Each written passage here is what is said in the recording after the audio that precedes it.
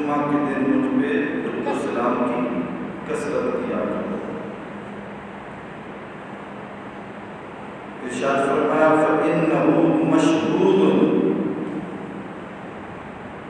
يَشْهَدُهُ الْمَلَائِكَةُ،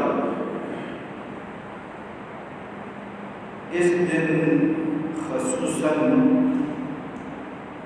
ملائکہ حاضر ہوتے ہیں اور پورے ہفتے کا تمہارا جو درود ہے وہ، اور جمعہ کے دن کا بالخصوص فرمایا تمہارا درود جو ہے ملائکہ مقربین ملائکہ وہ تمہارا پڑا ہوا ہدیہ میری بارگاہ میں پیش کرتے ہیں۔ فرمایا کہ جمعہ کے دن تم اکثر الصلاۃ علیہ یوم الجمعہ، جمعہ کے دن تم درود و سلام کی کثرت کیا کرو۔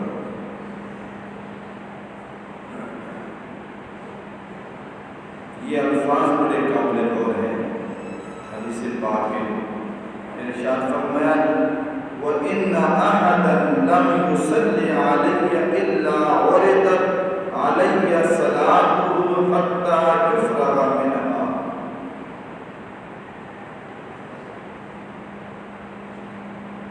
کوئی بھی شخص مجھ پر درود نہیں بھیجتا مگر اس کا درود جو ہے وہ میری بارگاہ میں پیش کیا جاتا ہے، یہاں تک کہ جتنا وہ ہدیہ پیش کرتا ہے وہ سارا یوں سمجھیے کہ ملائکہ حاضر رہتے ہیں، انتظار کرتے رہتے ہیں جب تک وہ درود پڑھتا رہتا ہے۔ اللہ کے ملائکہ اس کا درود جو ہے وہ اہتمام کے ساتھ جب تک وہ فارغ نہیں ہو جاتا اس کا درود کا جو ہدیہ ہے وہ میری بارگاہ میں اس طرح پیش کرتے ہیں۔ سبحان اللہ۔ اب صحابہ کرام رضوان اللہ علیہم اجمعین نبی مکرم علیہ الصلوۃ والتسلیم کی بارگاہ عالیہ میں عرض کرتے ہیں قال قلت وبعد الموت یا رسول اللہ صلی اللہ علیہ وسلم، میں آگے پیچھے والے دوست اگلی صف کو پہلے کلیئر کر لیا کریں، ویسے بھی ثواب بھی زیادہ ہوتا ہے ماشاءاللہ، اگلی صف کا درجہ بھی بڑا ہے، کوشش کیا کریں انشاءاللہ۔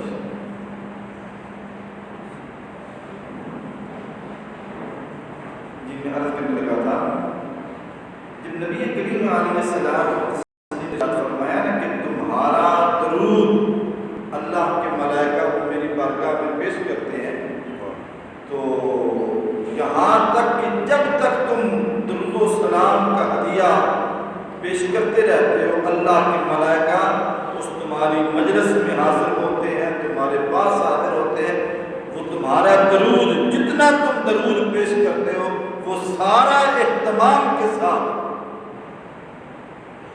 میری بارگاہ کے اندر وہ ہدیہ پیش کرتے ہیں، جب تک کوئی اس چیز سے فارغ نہیں ہو جاتا۔ یعنی تم اپنے معاملے میں لگے رہتے ہو، ملائکہ تمہاری اس ادا کو، اس معاملے کو محبت کے ساتھ دیکھتے رہتے ہیں، تم درود و سلام میں لگے رہتے ہو، ملائکہ تمہارے اس اہتمام میں لگے رہتے ہیں، جب تم فارغ ہوتے ہو تو وہ تمہارا ہدیہ جو ہے، نذرانہ محبت جو ہے، نذرانہ عقیدت جو ہے، یہ سارا معاملہ بارگاہ مصطفیٰ کریم علیہ الصلوۃ والتسلیم میں پیش کرتے ہیں۔ سبحان اللہ۔ اب صحابہ کرام رضوان اللہ علیہم اجمعین کے ذہن میں یہ بات آئی کہ شاید یہ معاملہ اس وقت تک ہے جب تک حضور اس دنیا میں تشریف فرما ہے۔ بعض لوگوں کے ذہن میں یہ بات آئی کہ شاید یہ معاملہ، یہ محبت والا معاملہ اور کثرت درود والا معاملہ شاید یہ اس وقت تک ہے جب حضور دنیا میں تشریف فرما ہے، جب حضور دنیا سے پردہ فرما جائیں گے، حضور قبر میں منتقل ہو جائیں گے، اس لیے کہ قدرت کا وعدہ ہے کل نفس ذائقۃ الموت، ہر ذی روح نے، ہر جاندار نے موت کا ذائقہ چکھنا ہے۔ تو جب ہر ایک نے دنیا سے جانا ہے، اللہ کے نبی بھی بتقاضۂ بشریت آپ نے بھی موت کا ذائقہ چکھنا ہے، حضور نے بھی دنیا سے پردہ فرمانا ہے۔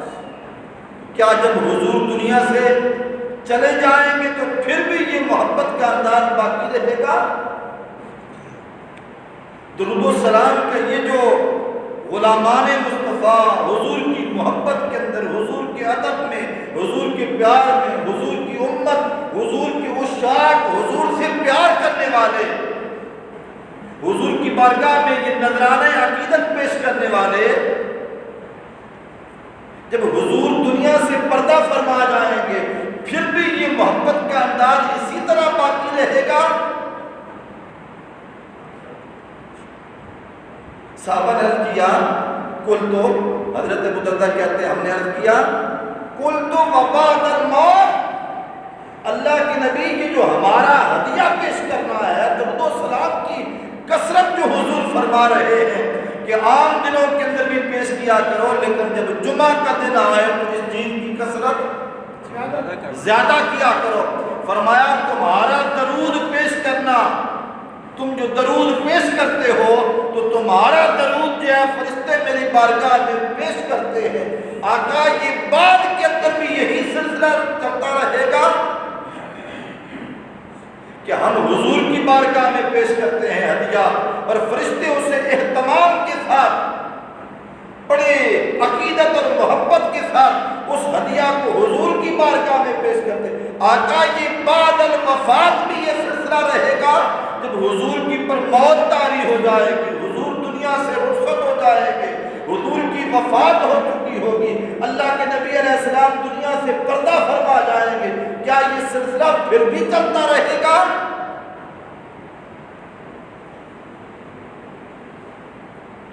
ہر بندے کے ذہن میں ہر ایک کا ذہن اپنا ہوتا ہے، ہر ایک کی سوچ اپنی ہوتی ہے، ہر ایک کا علم اپنا ہوتا ہے، اور ہر ایک کا اگر علم اپنا نہ ہو، سوچ اپنی نہ ہو، فکر اپنی نہ ہو، نتیجہ ہر ایک کا اپنا اپنا نہ ہو، پھر تو اختلاف ہی نہ ہو۔ جی اختلاف کیوں ہوتا ہے؟ مسائل میں اختلاف کیوں ہوتا ہے؟ اس لیے کہ ذہن ہر ایک کا اپنا ہوتا ہے، دماغ ہر ایک کا اپنا ہوتا ہے، سوچ ہر ایک کی اپنی ہوتی ہے، نتیجہ ہر ایک اپنے انداز سے نکالتا ہے۔ اب جب یہ چیز صحابہ کے ذہن کے اندر آئی نا، اللہ کے نبی علیہ السلام کیا بعد الوفات بھی یہ سلسلہ ہوگا؟ حضور دنیا سے پردہ بھی فرما جائیں گے، حضور دنیا سے رخصت بھی ہو جائیں گے، حضور کا دنیا سے انتقال بھی ہو جائے گا۔ صحابہ نے جب یہ سوال دہرایا نا حضور کی بارگاہ اقدس کے اندر، تو نبی محتشم علیہ الصلوۃ والتسلیم نے وہ کیفیت بیان کر دی، قیامت تک آنے والے لوگوں کو خبردار کر دیا، کہیں تم یہ نہ سوچنا کہ میری موت بھی کہیں تمہاری موت جیسی ہے۔ یہ بات بڑی قابل غور ہے، کہیں یہ نہ سوچنا کہ میری موت بھی تمہاری موت جیسی ہے۔ ہر ایک کی موت کل نفس ذائقۃ الموت کی معنی کے اندر تو ہر ایک برابر ہے، لیکن آگے جا کے برزخ کی جو کیفیت ہے وہ ہر ایک کی برابر نہیں ہے۔ موت کا فرشتہ تو ہر ایک کے پاس آتا ہے، پھر اگلا معاملہ وہ کیا ہوتا ہے وہ ہر ایک کا برابر۔ جب عام انسانوں کا برابر نہیں ہوتا، عام مسلمانوں کا برابر نہیں نہیں ہوتا تو پھر امتی اور نبی کا معاملہ کیسے برابر ہو گیا؟ نبی کریم علیہ الصلوۃ والتسلیم نے پھر اس انداز کے ساتھ اس چیز کی وضاحت فرمائی، فرمایا یہ بات یاد رکھیے گا، ارشاد فرمایا ان اللہ حرم علی الارض ان تأکل اجساد الانبیاء، فرمایا عام عظیم دنیا سے دنیا منتقل ہوتی ہے، دنیا کی وفات ہوتی ہے، لوگ دنیا سے رخصت ہوتے ہیں، ان کی وفات ہوتی ہے، ان کی پر موت وارد ہوتی ہے، جب اس کی قبر برابر ہو جاتی ہے، میت کو قبر میں رکھ دیا جاتا ہے، قبر بند کر دی جاتی ہے، اب کسی کی قبر جو ہے اس کے لیے حکم یہ ہوتا ہے کہ اس کے لیے قبر تنگ ہو جائے، اور قبر ایسے تنگ ہوتی ہے وہ جو پہلے کھلی بھی ہوتی ہے جس کے اندر مردہ کو رکھا جاتا ہے، اس سے بھی قبر کہیں تنگ ہو جاتی ہے، اور ایسے تنگ ہوتی ہے حدیث پاک میں آتا ہے کہ اس مردے کی پسلیاں جو ہیں آپس میں ایک دوسرے کے اندر جو ہے وہ ایسے پیوست ہو جاتی ہیں کہ ان سے آوازیں نکلنے لگتی ہے، اور وہ قبر کا تنگ ہونا اس کے لیے عذاب ہوتا ہے۔ اور پھر حدیث پاک کا یہ لفظ اگر غور سے دیکھ لیا جائے کہ اس کی قبر جو ہے حفرۃ من حفرۃ النار، اس کی قبر جو ہے وہ جہنم کا ایک گڑھا بن جاتی ہے۔ دنیا نے جب اسے دفنایا تھا وہ کیفیت کچھ اور تھی، لیکن جب دنیا واپس پلٹی تو اسی کی قبر جو ہے وہ جہنم کا ایک گڑھا بن گیا۔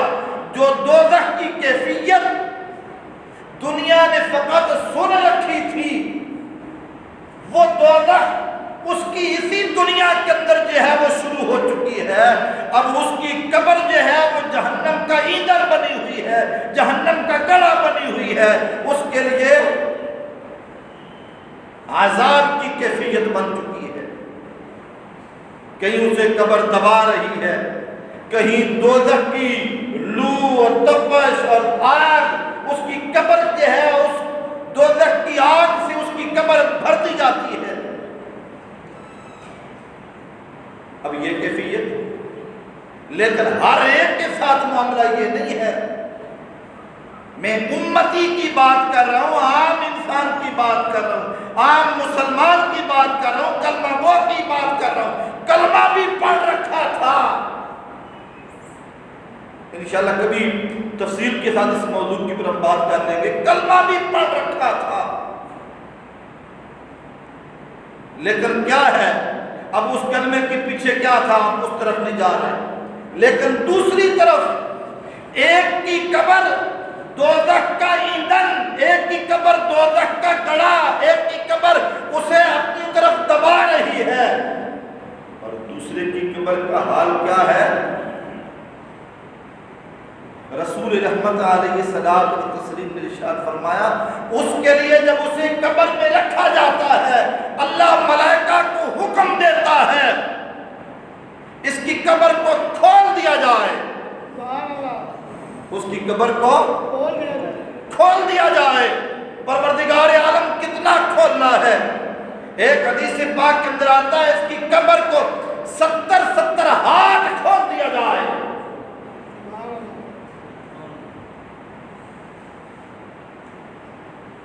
اور ایک حدیث کے الفاظ ہیں مد بصر ہی، جہاں تک اس بندہ مومن کی نگاہ جاتی ہے اتنی اس قبر کو کھول دیا جائے۔ سبحان اللہ۔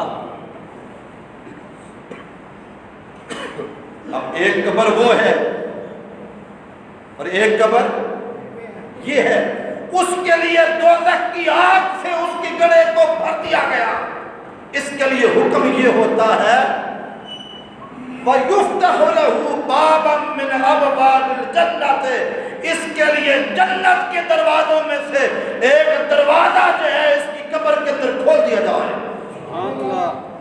جنت کی ٹھنڈک اور جو جنت کی لذت اور جو جنت کی جو خوشبو ہے وہ اسے اپنی قبر کے اندر جنت کی لذت نصیب ہو رہی ہے۔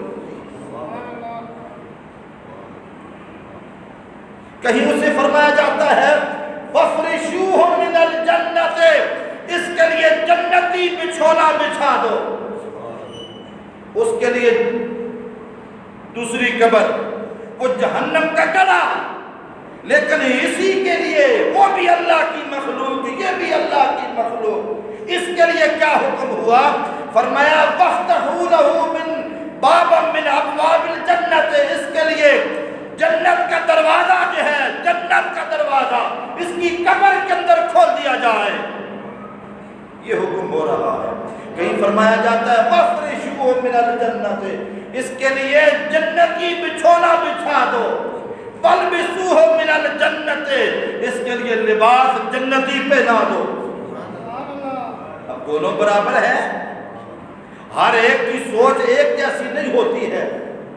نبی محتشم علیہ الصلوۃ والتسلیم نے ارشاد فرمایا اکثر الصلاۃ علی یوم الجمعہ، جمعہ کا دن ہو، اے مصطفیٰ کریم کے غلاموں، عام عظیمی میری ذات پہ تم درود و سلام کی کثرت کیا کرو، عام عظیم، لیکن جب جمعہ کا دن آئے اس کیفیت میں، اس تعداد میں، اس حساب میں، اس گنتی کے اندر اگر پہلے کم کرتے تھے، اب جمعہ کا دن آ گیا ہے، درود و سلام کے ہدیہ میں اور کثرت کیا کرو۔ جمعہ کے دن کثرت، صحابہ نے کیا کا وبعد الموت، جب حضور دنیا سے چلے جائیں گے، یہ محبت کی اداؤں میں، یہ عقیدت کی باتیں جو ہیں، یہ سلسلہ وفات کے بعد بھی ہوگا۔ نبی محتشم علیہ الصلوۃ والتسلیم نے ایک ایسا جملہ حضور ارشاد فرمایا، حدیث پاک کا، حضور نے فرمایا یاد رکھو ہر ایک کی موت برابر نہیں ہوتی ہے۔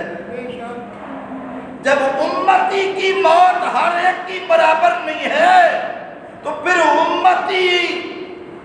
امتی کہاں اور اللہ کا نبی کہاں، اللہ کا پیغمبر کہاں، اللہ کا رسول کہاں، اور پھر اللہ کا محبوب کہاں؟ سبحان اللہ۔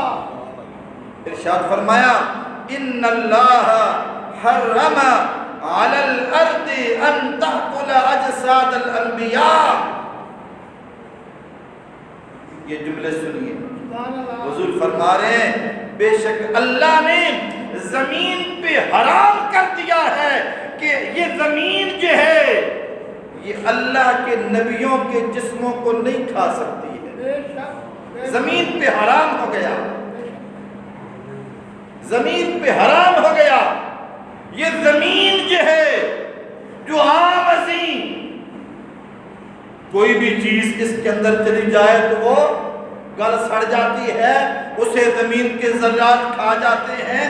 فرمایا یاد رکھنا یہ عام لوگوں کی بات ہوگی اور لوگوں کی بات ہوگی، اللہ کے جو نبی ہوتے ہیں ان کی یہ شان ہے ان اللہ حرم علی الارض ان تأکل اجساد الانبیاء، اللہ نے زمین پہ حرام کر دیا ہے کہ وہ اللہ کے نبیوں کے جسموں کو نہیں کھا سکتی ہے۔ وہ نبیوں کے جسموں کو نہیں کھا سکتی، اللہ نے زمین پہ حرام کیا ہے۔ یہ زمین جو ہے وہ اللہ کے نبیوں کے جسموں کو نہیں کھا سکتی ہے۔ جب نہیں کھا سکتی تو اس کا پھر معنی یہ ہوا کہ جسم تو سلامت ہوئے معاذ اللہ، جی جسم تو سلامت ہوئے، اس کا معنی یہاں سے یہ جملے سے یہ سمجھ آئے گا کہ جسم تو سلامت ہوئے لیکن معاذ اللہ نقل کفر نباشد پھر زندہ نہ ہوئے، نہیں۔ اگلے یہ جملے سنیے، یہ ابو داؤد شریف کی، ابن ماجہ کی حدیث، مشکات شریف کے عنوان سے میں پڑھ رہا ہوں. نبی رحمت علیہ الصلوۃ والتسلیم نے فرمایا ان اللہ حرم علی الارض ان تاکل اجساد الانبیاء.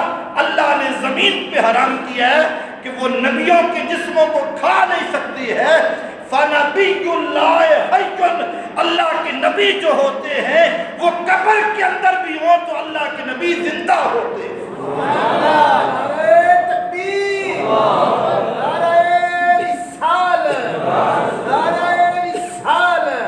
اللہ کے نبی وہ قبر کے اندر بھی ہوں، وہ زمین کے اندر بھی ہوں. جیسے وہ زمین کے اوپر تھے اللہ نے انہیں اوپر زمین کی پر جیسی زندگی عطا کی تھی. سبحان اللہ. بعد از وصال بھی، زمین کے اندر جانے کے بعد بھی اللہ کے نبی خود فرما رہے ہیں فَنَبِيُّ اللَّهِ حَيٌّ. اللہ کا نبی قبر میں ضرور ہوتا ہے لیکن قبر میں جا کے بھی اللہ کا نبی زندہ ہوتا ہے. سبحان اللہ. اللہ کے نبی قبروں میں جا کے بھی زندہ ہوتے ہیں. یرزا کو اگر کوئی یہ سوچے کہ زندہ رہنے کے لیے تو رزق کی ضرورت ہے، کھانے پینے کی ضرورت ہے. قبر میں جا کے وہ کھائے گا کہاں سے، پیے گا کہاں سے؟ فرمایا یہ تیرا معاملہ نہیں ہے، وہ جانے اور رب جانے. یرزا کو ان کا پروردگار انہیں رزق عطا کرتا ہے. سبحان اللہ. ان کا پروردگار انہیں رزق عطا کرتا ہے. انہیں رزق عطا کرتا ہے. اب وقت نہیں ہے میں اس کے اوپر زیادہ بات کرتا، بس اپنی اپنی سوچ ہوتی ہے، اپنا اپنا علم ہوتا ہے اور اپنی اپنی فکر ہوتی ہے. مجھے ایک شخص کہنے لگے کہ قبر کے جانے کے بعد پھر زندہ رہنا، قبر بند ہوتی ہے اور بند قبر کے اندر پھر وہاں پہ زندگی کا تصور یہ ذہن میں نہیں آتا. یہ ذہن اس کو تسلیم کرنے کے لیے تیار نہیں ہے. میں نے کہا شاید آپ کے علم کے اندر ہو، ذرا غور کیجئے گا. جب رحم مادر کے اندر، رحم مادر میں اشارے سے بات کر رہا ہوں، رحم مادر میں جب نو مولود کی تیاری ہوتی ہے، ابھی چوتھا مہینہ شروع ہوتا ہے کہ اس کے اندر روح ڈال دی جاتی ہے. رحم مادر میں کوئی ایسی جگہ نہیں ہے سانس لینے کی. چوتھا مہینہ بھی گزرا، پانچواں بھی گزرا، چھٹا بھی گزرا، ساتواں بھی گزرا، آٹھواں بھی گزرا، نواں مہینہ بھی گزرا. اگر عام کسی کے لیے قدرت اس کی زندگی کا بندوبست کر سکتی ہے تو کیا خیال ہے جس کے لیے ساری کائنات بنی ہے اس کے لیے زندہ رہنے کا قدرت انتظام نہیں کر سکتی ہے. سبحان اللہ. نعرہ تکبیر، نعرہ رسالت، نعرہ تحقیق. یہ درود السلام کا موضوع ہم نے شروع کیا تھا. انشاءاللہ آنے والے 2-3 اجتماعات جمعہ میں ہم اسی محبت والے موضوع کو، درود السلام کے موضوع کا بھی بالکل آغاز ہوا. اس موضوع کا انشاءاللہ 2-3 آنے والے جمعہ جو ہے اسی موضوع کے پر ہماری گفتگو ہوگی. دوستوں سے گزارش کروں، کوشش کر کے محبت کے ساتھ اس کو سننے کی کوشش کریں.